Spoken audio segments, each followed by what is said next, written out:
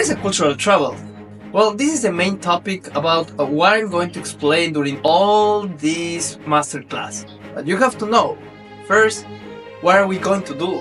Because a cultural travel, it's defined in many ways. I've seen websites that they promote this kind of experience like a cultural travel, like going to festivals or to see how people dance, folklore, or maybe they're just like into going for a sort of gastronomy experience. That everything is part of the culture, of course. But normally they say, we're gonna give you all this, but we can also offer you these hotels where you can stay, and then basically they are saying that you can stay in the middle of the culture, but also like this kind of touristy stuff.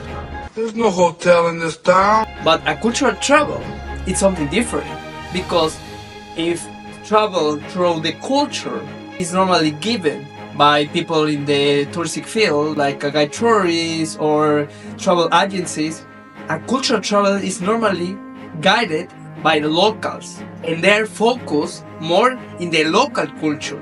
But we have to define what is the local culture.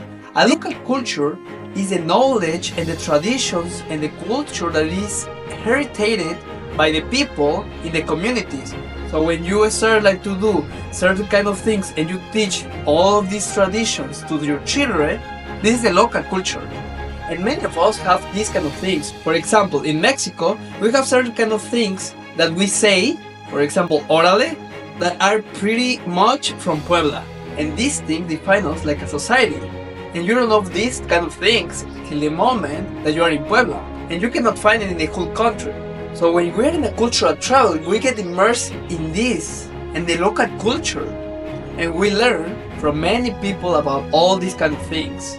You can also learn from music, from gastronomy, you can learn about traditions, but you are not exactly looking the traditions and the culture from the outside.